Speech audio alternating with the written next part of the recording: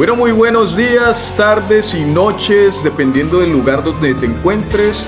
Soy Devon. De ahora en adelante voy a llamarme Devon, este es mi perfil profesional. Soy psicólogo, ya ustedes lo saben. La verdad quiero agradecerles a todos por estar siempre atentos a las publicaciones que hago. Eso es algo diferente. El día de hoy tengo un invitado muy especial. Su nombre es Alan. Él claramente va a hacer una presentación. Y vamos a hablar el día de hoy de la atención y por qué es importante la atención como un proceso cognitivo a nivel psicológico, a nivel comportamental y entre otras cositas, ¿cierto? Lo vamos a hacer lo más entendible para ustedes, somos psicólogos. Acá Alan nos habla desde Perú, él es un psicólogo y tiene una gran trayectoria en el área de la psicología aplicada y de la psicología clínica. Entonces, para empezar sin más rodeos, le vamos a hacer una entrevista. El tema es la atención, de nuevo lo digo, y quiero que te presentes con tus propias palabras, Alan. ¿A qué te dedicas y cómo llegaste a interesarte en el tema de la atención? Cuéntanos. Bueno, un buen día tengan todos. Buenos días, buenas tardes a tus oyentes, y a los que nos observan también. Soy Alan Fulcar Rubiño, soy psicólogo y diseñador publicitario. Trabajo de forma independiente actualmente como asesor y brindando consultas psicológicas. La verdad empecé a interesarme por el tema de la atención luego de haberme graduado, mientras practicaba con técnicas de meditación. Al principio es algo tedioso y lo que me sucedió fue que las primeras veces que yo lo hacía o me daba sueño o me ponía triste, y eso era algo que a mí me despertaba cierta curiosidad también, porque no sabía el porqué. Entonces con el paso del tiempo y la práctica de las técnicas, pues me comencé a dar cuenta de que estas prácticas lo que hacían era reenfocar tu atención, es decir, brindarte la flexibilidad y la capacidad de poder cambiar de atención o cambiar de foco de atención o focos de atención de distintas formas, ¿no? De forma muy flexible. Es una capacidad que se puede ampliar. Pienso yo que lo más importante en el área de la meditación, en las prácticas meditativas, no es tanto el empeño que le pongas, sino más bien todo lo contrario, es una cuestión de actitud. Es una cuestión de actitud donde cada vez que, entre comillas, sucede el fracaso de que te distraes, porque la técnica te solicita enfocar tu atención, tienes que volver a empezar, ¿no? Es como hacer una gimnasia, pero esta vez no física, sino una gimnasia de reenfocar tu atención, y las técnicas meditativas lo que hacen es facilitar esta capacidad, ¿no? Podernos brindar mayor flexibilidad a la hora de poner atención. Ok, muy bien. O sea, en sí, digamos, la atención es una capacidad que se puede entrenar por medio de la técnica meditativa. Y aparte de eso, pues vivimos en un mundo moderno donde hay muchas tecnologías que hacen que fácilmente nos distraigamos, ¿cierto? Las pantallas que nos vuelven más hipersensibles, que nos vuelven más distraídos, esto puede llegar a opacar esa capacidad de atención.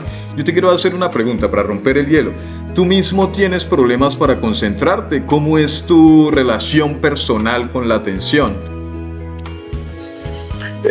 Mira, pienso que como cualquier persona hay momentos en los que me distraigo, ¿no? Todo el mundo puede tener algún estímulo distractor cuando está sucediendo alguna cosa. Pero lo que sí he notado gracias a las técnicas de meditación es que mi capacidad de atención se ha vuelto más amplia. Es decir, a voluntad puedo reenfocar mi atención de forma un poco más directa o flexible, y al mismo tiempo se ha ampliado en el sentido de focos de atención, de poder prestar atención a distintas cosas. pero eso es algo en lo que yo me he estado enfocando en la meditación. Ahora, cada persona puede tener distintos motivos para usar técnicas meditativas, pero básicamente en lo que se trabaja con las técnicas meditativas, como digo, es la capacidad de reenfocarse. Y la actitud es el factor secundario, ¿no? Ok, la actitud, digamos, esto depende más del accionar que tenga la persona. Yo también he visto algunos estudios y la meditación y lo que es el mindfulness cuentan como terapias de tercera generación que ayudan a incluso reestructurar el cerebro, por así decirlo, ¿cierto? Hablemos en un lenguaje más folclórico, como a cambiar la arquitectura del cerebro y aparte a mejorar lo que es la neuroplasticidad en el cerebro. Entonces, la siguiente pregunta que yo te quiero hacer es: cuando los psicólogos hablamos de atención, ¿a qué nos referimos exactamente? ¿Es lo mismo que concentración o hay algo que cambia? A ver, diciéndolo en términos un poco neuropsicológicos y basándome en el libro de Portellano y García, atención y otras funciones cognitivas, igual lo señalan otros autores. Lo que sucede es que la atención es un constructo o una variable que engloba lo que es un sistema de procesamiento y filtrado de información cognitiva. Okay. Claro, en eso se basa a nivel neuropsicológico la capacidad de atención. Pero la concentración es el acto volutivo ya de voluntad de sostener la atención sobre un determinado estímulo. Hay algo que yo debería mencionar y que es muy importante, y es que para poder concentrarse o mantener una atención sostenida es necesario tener cierto nivel de estrés. El estrés es un factor o una variable constante en el transcurso del día a día de una persona. Una persona no puede lavar los platos o no puede hacer sus tareas si no está por lo menos ligeramente estresado. Y todo el tiempo consciente sucede así, necesitamos el estrés para hacer nuestro trabajo. Entonces el estrés es el factor que mantiene la atención sostenida. Y el estrés en muy elevados niveles y durante mucho tiempo es lo que llamamos nosotros una situación de burnout. Puede llevar a una situación de burnout o agotamiento extremo por estrés, que es la terminología más correcta para decirlo. Pero eso es lo que se podría definir como atención y concentración, básicamente. Ok, una información bastante aclaratoria, Alan, sobre el tema precisamente del estrés para estar concentrado, ¿cierto? Pero cuando hay estrés excesivo se produce lo que tú mencionas, el burnout, que lo pueden percibir muchos trabajadores pues en su campo laboral, con sus jefes y demás. Eso es un fenómeno que es relativamente nuevo, ¿cierto? Sí, disculpa que te corte. En ese sentido, el burnout sucede por agotamiento por estrés, y tengo que esclarecer de que lo que sucede en esos casos es que también se produce un desgaste de energía, ¿me entiendes? El cuerpo, al estar en constante alerta, pues desgasta la energía, los nutrientes que tiene disponibles, y el sistema inmune pues se ve afectado, y pues eso es lo que puede llevar a una situación de burnout o también alguna otra enfermedad que por producto del estrés sostenido pues pueda desencadenarse por la debilidad del sistema inmune, ¿me entiendes? Ok, sí, entiendo perfectamente, con mucha claridad. Para nuestros oyentes a esta hora, quiero que comenten, le hagan preguntas a Alan, para que tengan en cuenta. Él tiene una trayectoria ya bastante amplia en la psicología clínica y en la psicología aplicada, psicología basada en la evidencia, psicología científica, para que lo tengan en cuenta. Si quieren hacerle alguna pregunta, comenten si han tenido estrés laboral, si han tenido cierto estrés que les impide mantener su atención. Esa es la parte número 1 de este podcast, de esta entrevista que le estamos haciendo a Alan sobre la atención. vamos a subir una segunda parte para que lo tengan en cuenta y estén muy atentos. Les agradecemos mucho su participación en los comentarios.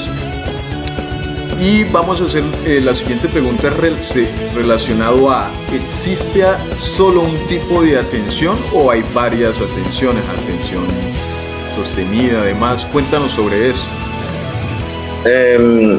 La atención como constructo puede dividirse en subdimensiones de acuerdo a los criterios en los cuales los puedas o los desees enfocar, ¿no? García Sevilla en 1997 clasificó un total de 17 tipos de atención bajo 8 criterios. Algunos de esos criterios tenían 2 tipos de atención, otros 3, pero era una clasificación muy completa de lo que es los tipos de atención. Pero yo voy a hablar en este caso de 2 criterios. Voy a hablar tanto en amplitud o en la intensidad con la que se atiende al estímulo, y que viene a ser la atención global o especializada. Sí.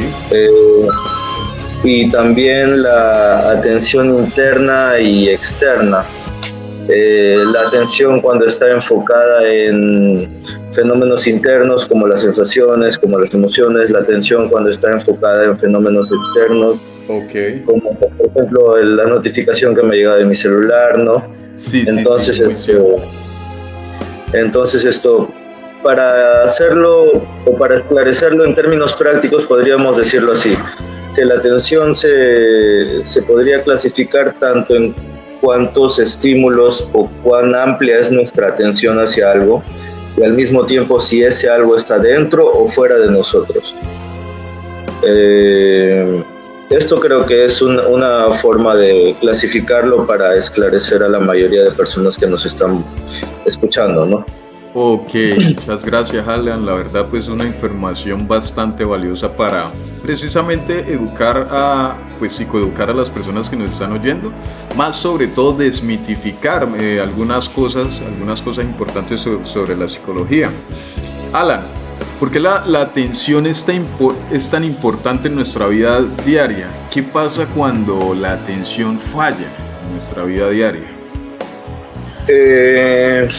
Mira, la atención en nuestra vida o en el transcurso de nuestro día a día es una función básica que requiere del estrés, como lo dije antes. Perdón.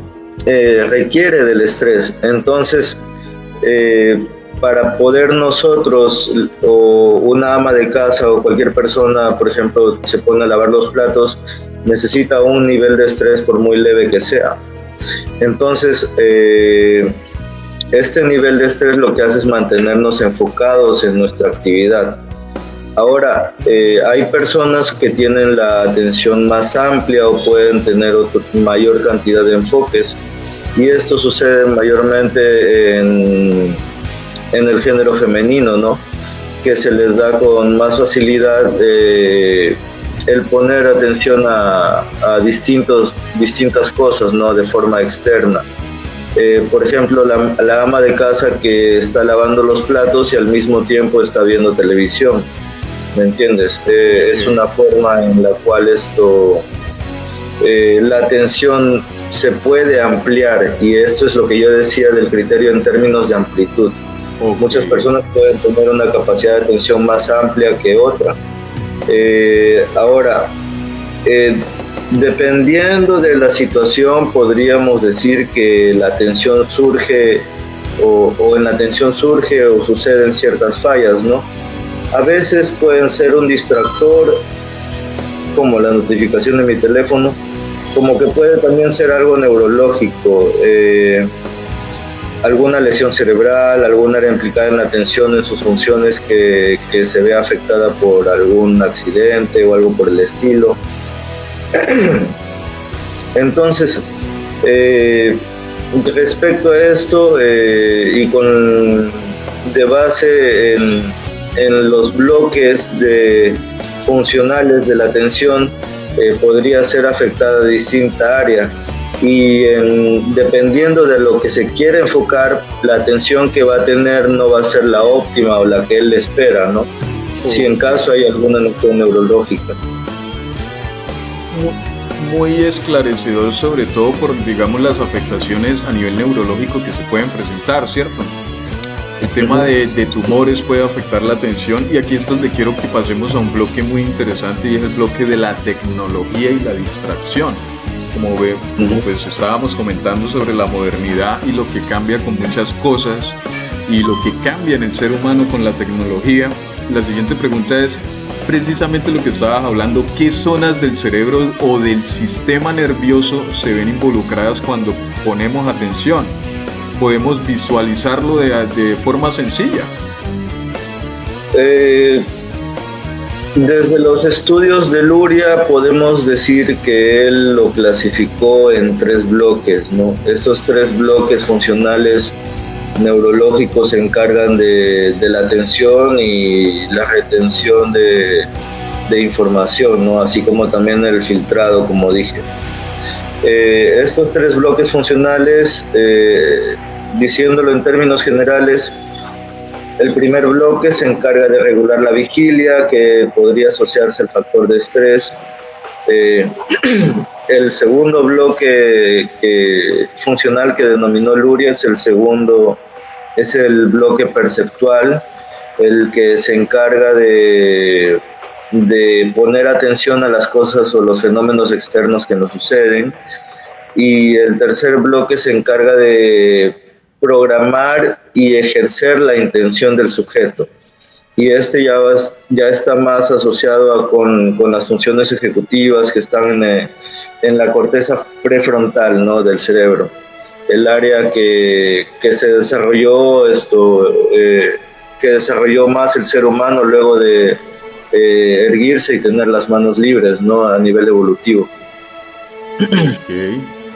Oye, ahora que hablas precisamente de la corteza prefrontal, me llama la atención eso, y quiero preguntarte qué papel juega la corteza prefrontal. ¿Por qué en psicología y por qué se dice que la corteza prefrontal es la directora de la orquesta?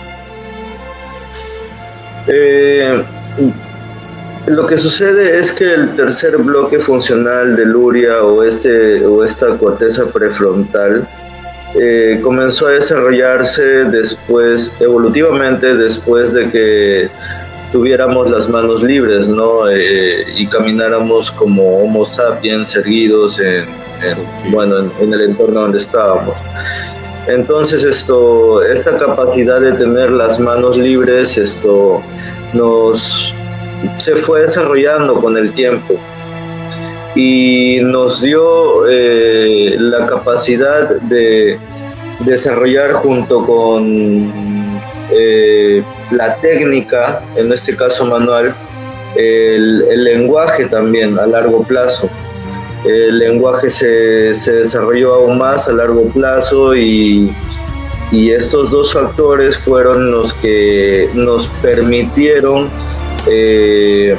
desarrollar distintas áreas artísticas o distintas técnicas o aptitudes o competencias como la orfebrería, las artesanías, la escritura, el dominio del lenguaje.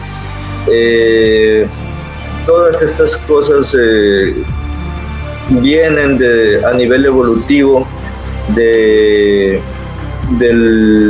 tener la capacidad de poder erguirnos y hacer algo distinto con nuestras extremidades, en este caso las manos, ¿no?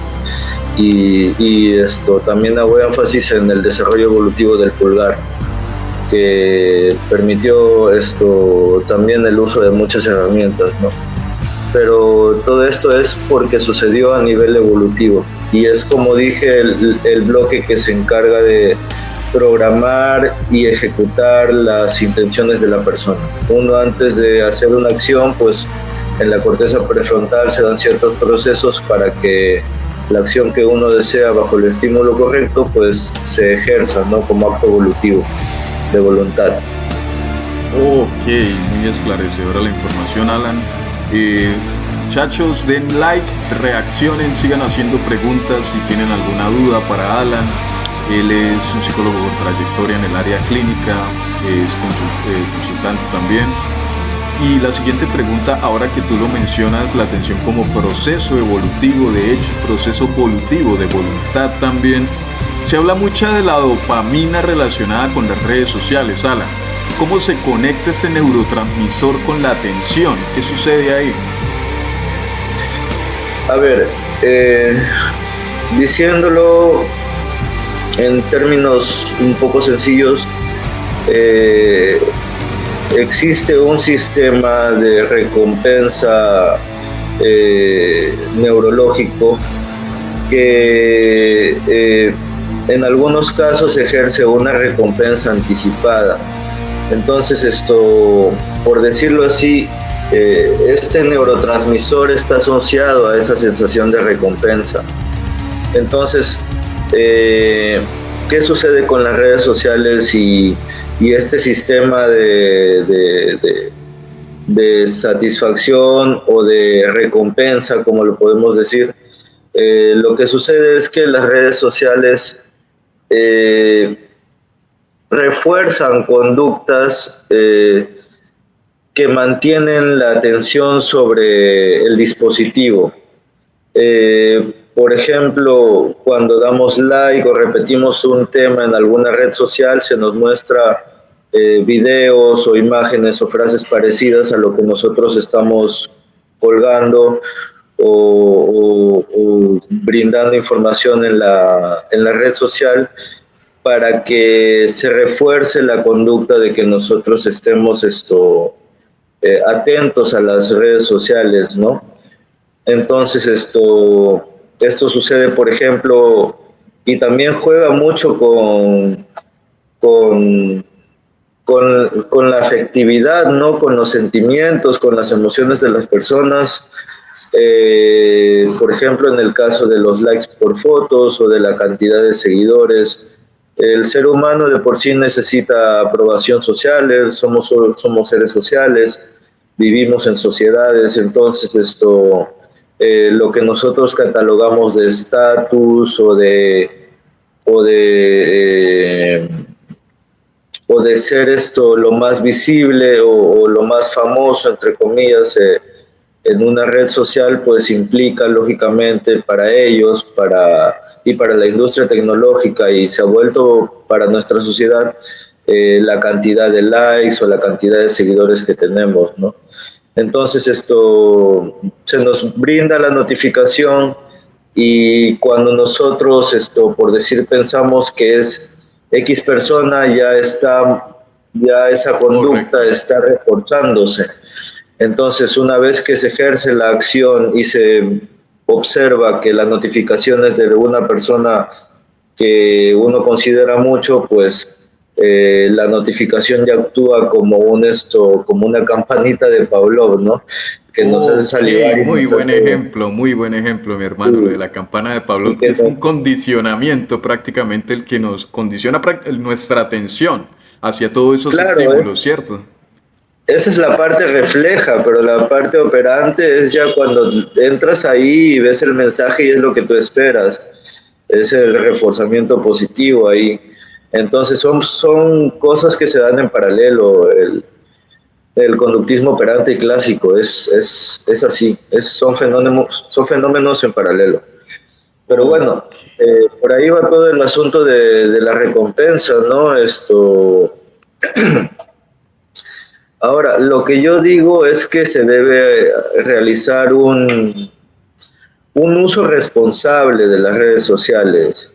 Eh, Esto implicaría, desde mi punto de vista, reforzar conductas o elegir videos o reels o publicaciones, lo que te salga en el feed, estímulos que realmente sean de tu interés, que sean de tu interés o favorezcan a tu desarrollo personal, o en todo caso a los intereses de cada uno, ¿no? O sea, el uso responsable viene ya dependiendo de los intereses de cada uno. Para mí, no se trata de que el algoritmo te programe, porque esa es la función del algoritmo, programarte a ti. Se trata de que el usuario aprenda a programar y programarse a través del algoritmo. Muy buena ¿Me dejo, reflexión. me dejo entender? Porque es bidireccional. No puedes decir que solamente las redes sociales te están condicionando, sino de que tú tienes la posibilidad de reforzar las ideas o reforzar las publicaciones que te van a ayudar a tus intereses. Entonces, programas tanto el algoritmo como que te programas a ti a través de las decisiones que tomas en tu feed, ¿no? Y en todo caso, como digo, debe ser esto se desarrolla con la capacidad de reenfoque de atención. Eh, por ejemplo, si uno se da cuenta de que ha sucedido o va a tener un impulso, pues el primer paso es identificarlo para poder así tomar una decisión certera la próxima vez que vuelva a suceder.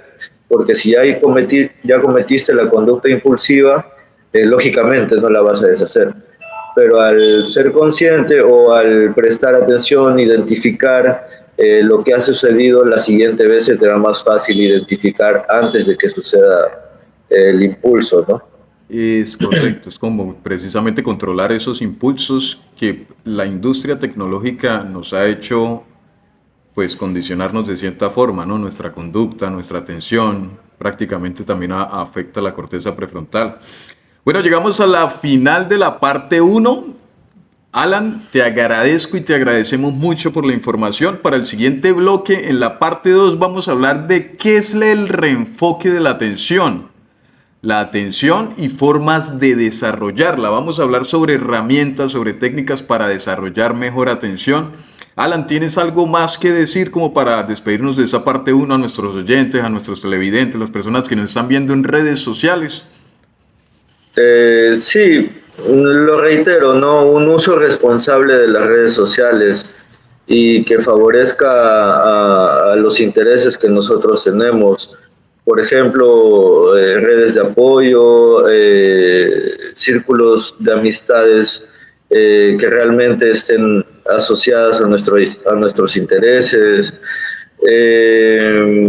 Pues nada, solo eso.